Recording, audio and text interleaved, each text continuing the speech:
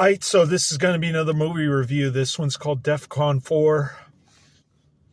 This is going to be another low-budget Canucksploitation film, dystopian, post-apocalyptic.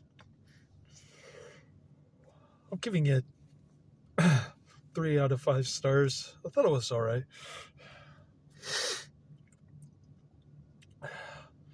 There's a scene in the beginning when they're in outer space and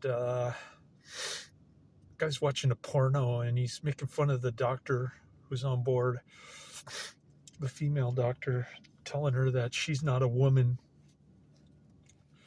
And he makes a joke that it's been a long time since he's seen a woman while she's standing right in front of him. That was a decent scene. The rest of the movie was okay after the bombs go off. It wasn't that great, but it was okay. This is going to be another Adrian mention. I saw Adrian posting a ton of comments after he was gone for a few days. He tends to do that. He missed out on the crazy chat room incident with Crime Wave, the 37-minute video that I did with Karate Man. Karate Man's got my back. You don't mess with Karate Man in the chat room. That's another rule of this channel. There's so many rules. The politically incorrect rule is all Democrats and communists must be banished from society. That's starting to happen with all the vaccine idiots who died from taking the vaccine. I don't include Adrian in that group because he said he was forced into it. I guess that means his employer forced him or the government forced him. Who knows? Australia is so crazy nowadays. It's like a police state. But I shouldn't talk. I'm living in San Francisco. It was that way in 2011 or whenever all the hysteria went down with the healthcare dictatorship. I should have known that the medical profession would turn into a dictatorship, because I used to be a medical malpractice underwriter here in downtown San Francisco. My former coworker, Symphony Chu, her birthday is today. I wished her a happy birthday on LinkedIn, but that's not going to help. She's probably in her early 40s now.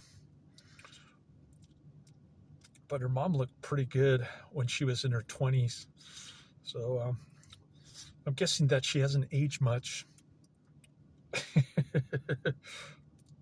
I don't know. I don't know if that's a current photo of her on LinkedIn, but whatever. Did another half bottle of energy drink today. Yesterday, I only got 5.5 hours of sleep. There's this kid next door who's screaming and yelling at 10 in the morning on a Saturday. I went outside and I said, "Are you leaving? I gotta go to Safeway and sleep." That's what I told the neighbor lady, the people renting the house next door. Anyways, I'm gonna take a little 10-minute nap at 1 a.m. My boss is trying to help me with my financial situation here.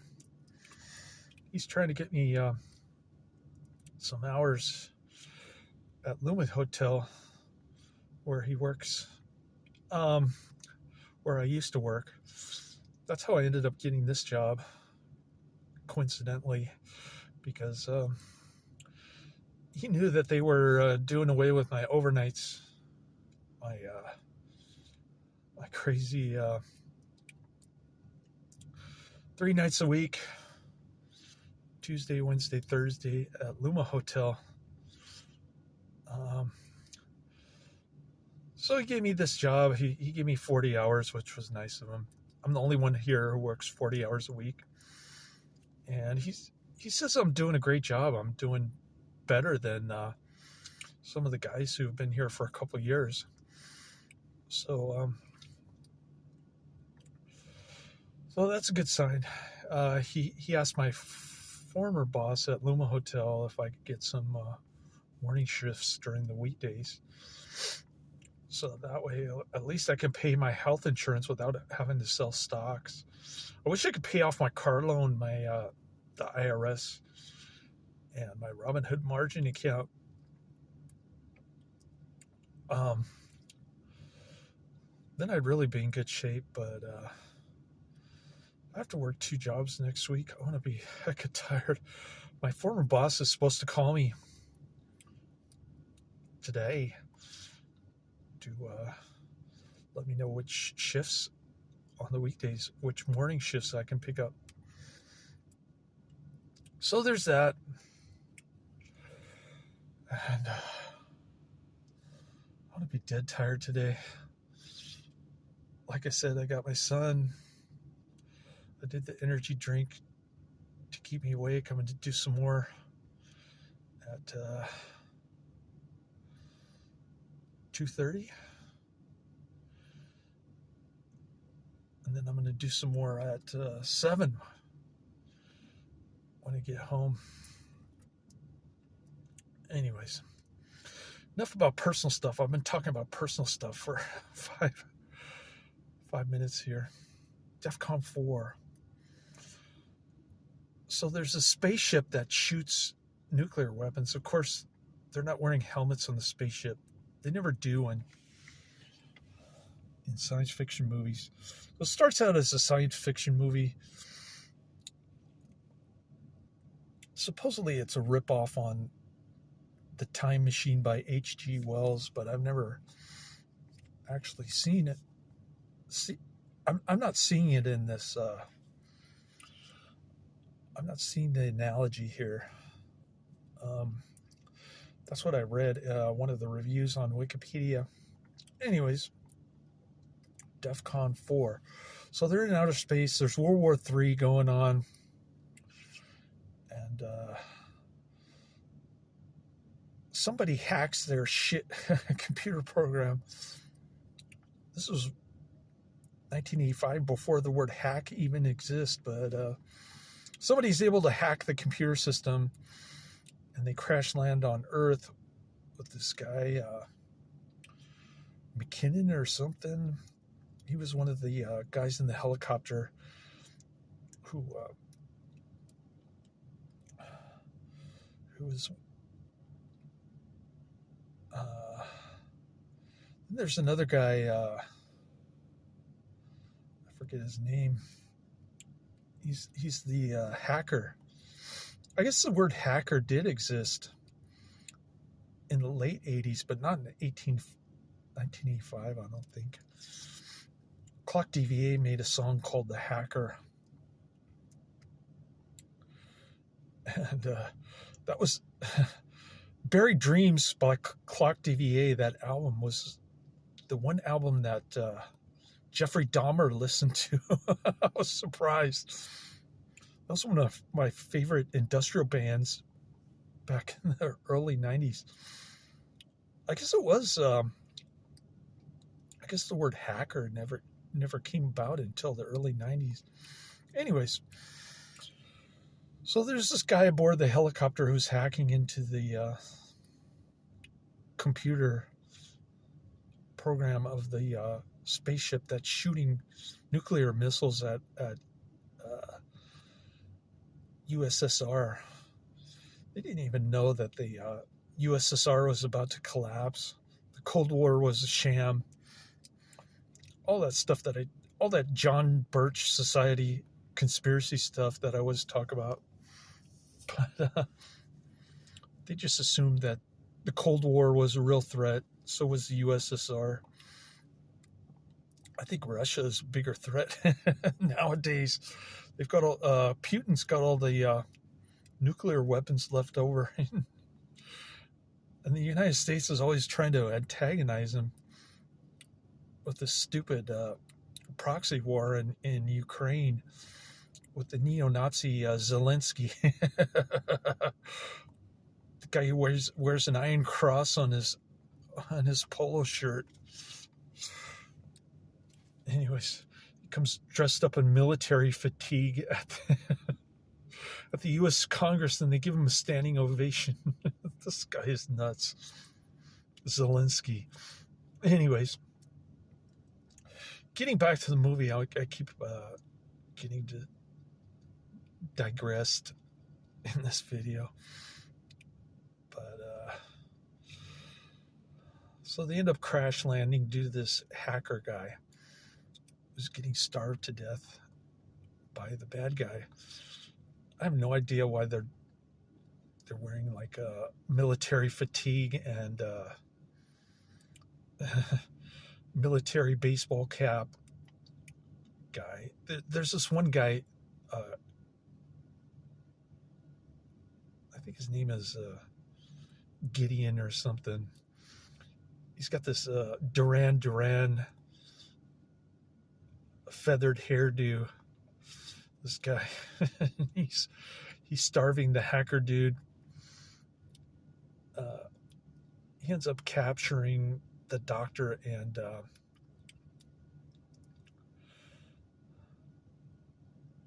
the Howe guy, Howe, I think is how you spell it.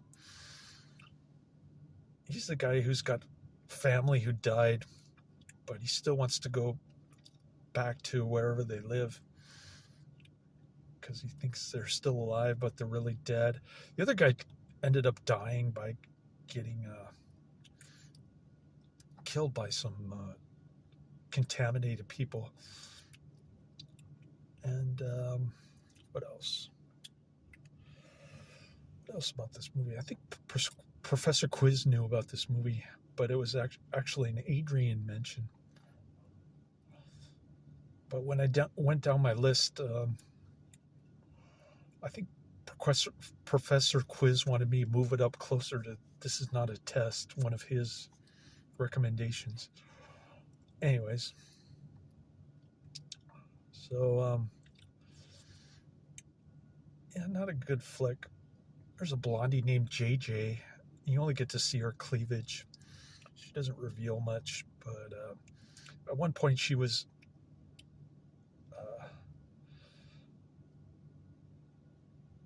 close to the Gideon guy. Now she hates his guts.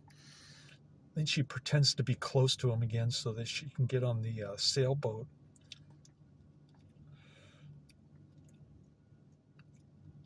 That's supposedly going to the non-contaminated area that has mountains blocking the radiation wind or something that he was talking about earlier.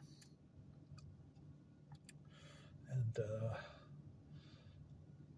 I think 4 of them end up getting put on a kangaroo court type trial.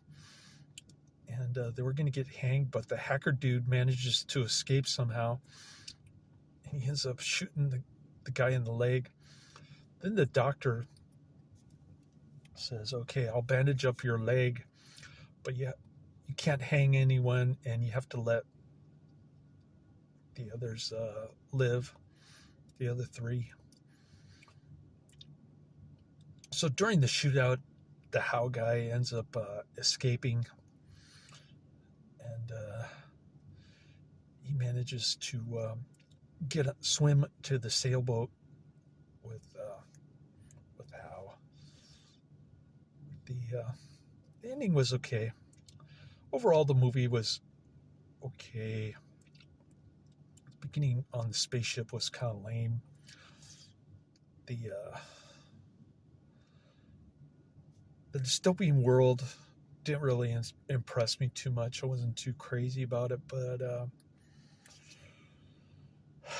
guess I'm being overly nitpicky these days. I think I like She better, or Brazil, 1984. those kind of films. I'm not too crazy about Cold War, post-apocalyptic, the Time Machine H.G. Wells supposedly ripoff, but I'm not saying it's a bad film. I'm saying it's so-so. It was okay. It was mildly entertaining, I guess. Not too crazy about it. I'm not going to say highly recommend it or check it out, but I'm not going to say that I hate this thing. It's a New World Pictures, Roger Corman company after he left AIP, I guess. New World Pictures. So, yeah. I don't know any of the actors in this or the director, or director might have been an Australian guy. I'm not sure, but it's Wikipedia says it's Canucksploitation flick, so I'm going with that. That's the end of my review. Not much going on here. I had one car at 11:45, I think. It was the get around car. It always comes right before midnight. Some tourist from London was driving it around. I guess they have to get used to steering wheel on the left side.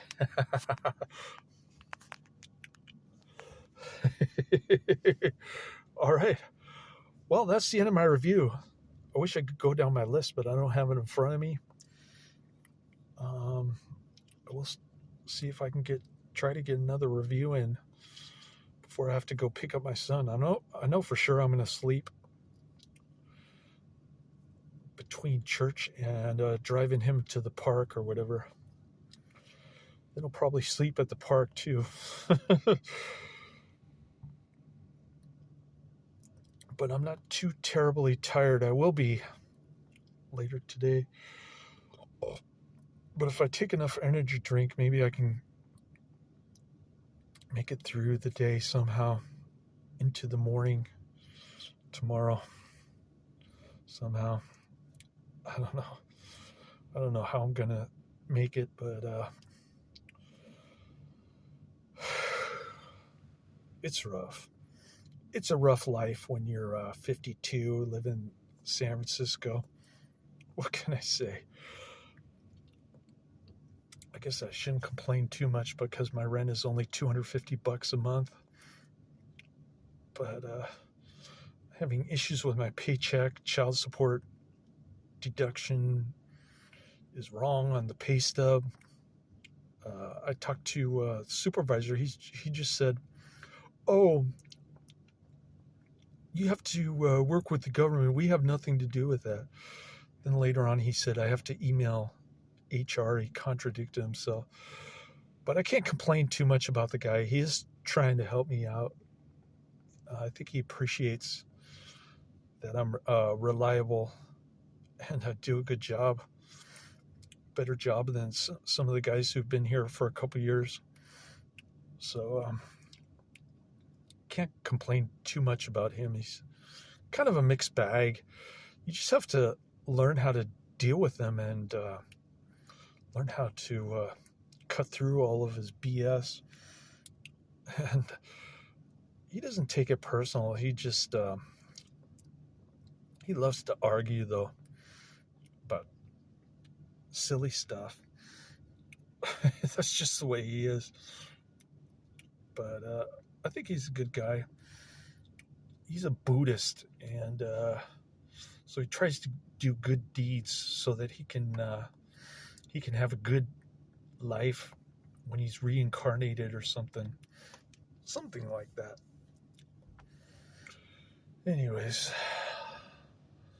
it takes all kinds. Each person is a unique, sovereign individual. I'm not going to judge him. The Bible says, "Judge not, lest ye be judged." Always get Bible things, but there was one thing that John Ritter said in in Mercenary that wasn't even in the Bible. It was in some kind of old proverb in Wikipedia. The enemy of my enemy is my friend or something. I got a kick out of that. Anyways, that's the end of my review. I think I talked enough about DEF CON 4. What do you think? Let me know in the comments if you disagree with my rating. I'm sure Adrian does. He probably likes it more than I did. Low budget post-apocalyptic dystopian film from Canada. Laters.